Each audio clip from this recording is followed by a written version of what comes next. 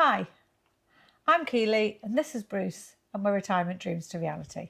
Today we're going to do a video about alternatives to retirement. Yeah, we read an article by the Economic Times that talks about work, retire, work. And it was pretty much talking about Gen Z and millennials kind of taking breaks, like planned breaks, wasn't it? Yeah, so I was sort of, imagine that, you really can't bear to think you've got another like 20, 30 years at work doing the job that you're doing, but you can't afford to retire.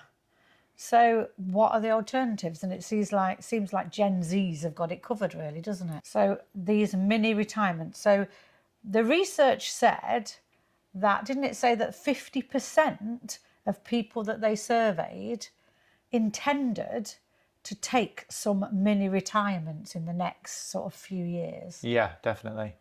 And we've both actually got some examples of that, haven't we? Yeah, I think the reason we're doing this video is that we feel that why should that be limited to just Gen Zs and millennials? Yeah, why should they get it right, and why should we think we've either got to retire or we've got to carry on in this job that we really can't bear? So what do these mini retirements look like? Well, according to the research, it's breaks of anything from sort of 2 to 3, 4 months away from the workforce. And it doesn't state whether you go back into your original job or whether you go into a different job. Yeah, and I've got an example of this. So somebody at my workplace, they've kind of gone on a walkabout, a sabbatical. So they've gone to work in New Zealand for 3 months. And then the plan is that when they come back, they're going to just work 4 days. So that's an example of kind of doing that within the workplace. And I think that's quite rare because I talked to quite a few people and they're quite surprised by that. So again, I think it's a new thing. Well, you say that, but actually I was talking to somebody about the research on Monday, and she said that her sister works for a county council up north and they routinely offer breaks of 2 to 3 months for their staff for their mental health and well-being.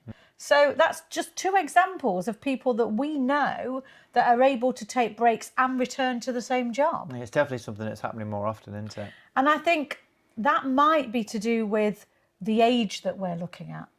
Generally, the research looks at people just stepping out of the workforce. It doesn't look at the security of coming back to the same job.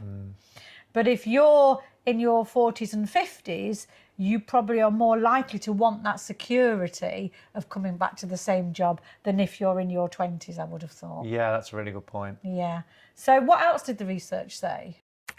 Another part of the research was that it said that 85% of people who did that said it had a huge impact on their life. Well, I can imagine that it would, because you think about it, you haven't got any of the stresses of the job that you wanted to leave. And I think it gives you that opportunity, doesn't it, to do things that you need time to pursue. Yeah. Catch up with friends, catch up with family, do kind of interests, things like that, maybe travel. Because this is the thing, a lot of people, they might not dislike their job, they just don't have time to do all of the things that they want to do.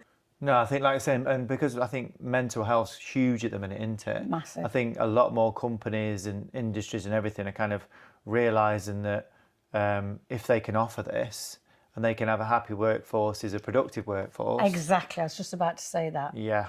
If you're burnt out, you're not going to work anywhere near as effectively if you're fresh and feeling invigorated because you've just had 3 months off doing what you need to do. So if it's such a brilliant thing, if it's good for the workforce, if it's good for your mental health, if Gen Zs are on top of this, then why is it not standard? Why are people not doing it? What are the barriers that people come across if they decide that they want to take these mini retirements?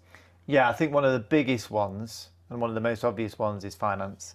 Yeah. Financial security, isn't it? That guy that's taking a sabbatical, it's unpaid. I'm assuming that the person that they're saying with the council, if they go, it's unpaid, isn't it? Yeah. So if you've not got that pot of money behind you, it's really difficult to do. And that's with the security of knowing you can come back to a paid job. Yes. A lot of these mini retirements that the Gen Zs are talking about is they're just talking about totally stepping away from the workforce for 3 months and then going back into something different. Yeah. I think the next one is you've got to be brave enough to do it as well. Yeah. And if you're in a position where you've done quite well in your career and you've got quite a high place, a high position, to step away from it, not having any guarantees that when you step back in, you'll be as successful as when you stepped out of it. And I think as well, in terms of brave, like in America, I know full well that my stepson and their partner, if they want to, they're told that they can take as much time off as they want. Yeah, However, unlimited PTO. Unlimited, but however, the caveat is that you can't do it, because if you've got somebody else in the workplace that doesn't take that time, then they're already getting ahead of you. The final barrier, really, so you've got your financial barrier, you've got your sort of psychological, emotional barrier of stepping away, but also there's the stigma that could be attached to taking a break. And it's not just, according to the research, it's not just about society stigma. It's about stigma from your nearest and dearest, stigma from your family and friends. So what we thought would be good to talk about, and what the article doesn't talk about, is what are the alternatives? Yeah, if you're not in a position to take a mini retirement, then what are your options? And the biggest alternative to totally stepping away from the workforce and having a mini retirement is a sabbatical, isn't it? Yeah, Because definitely. you then can return to the same job. Yeah. And that's definitely on offer for at some organisations, isn't it? Definitely. Yeah, and as secondment's the next one.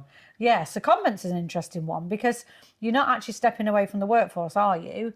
You just do like a different job. But I'm a huge fan of the saying, a change is as good as a rest. And I think that leads into the other one as well, doesn't it? Kind of part-time work. Yeah. See, I know people now that there's a lady at my workplace that she's at Christmas, she's reducing her time to days at work to like, so maybe 3 days a week. But then what she's going to do instead is do some tutoring.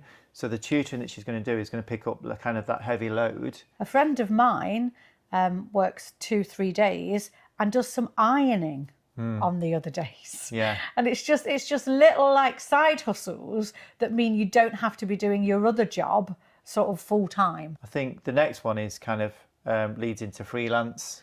Freelance, well, for teachers that would be agency work, wouldn't it? Like Yeah, supply but work. that could be any industry, But, couldn't yeah, it? loads of industries. Any side hustle, freelance kind of thing. Consultation. Yeah. So the idea of being freelance as well is Self-employed. you decide what work you want to do, and that's the same with self-employed. Yeah. I think the biggest one, the scariest one, is probably a total career change.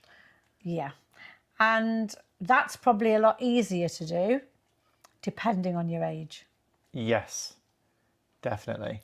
Although I can't remember whether it was a YouTube video that I watched or whether it was a book that I read, but a teacher decided to change their role, and they said they thought for a long time that they couldn't do anything else but teaching, and then they realised that actually yes they could. That career had so many transferable skills. And I don't think that's just restricted it's to not. teaching. I think No. a lot of people, when they do their jobs, they think they're quite pigeonholed in terms of their skills. But actually, if you sit down and write down all the kind of things that you've done and all the kind of experience, and this is even more prevalent for the older generation, because Yeah. you've got so much more life experience. I say this, and I sit in teaching because it's Yeah. secure, and I'm quite a bit of a wimp. But I think people do realise that you are way more skilled than you realise, and you can do a lot of different things. Yeah. So they're just some alternatives to our long-term goal of early retirement. That's Keely and Bruce. Thanks for watching.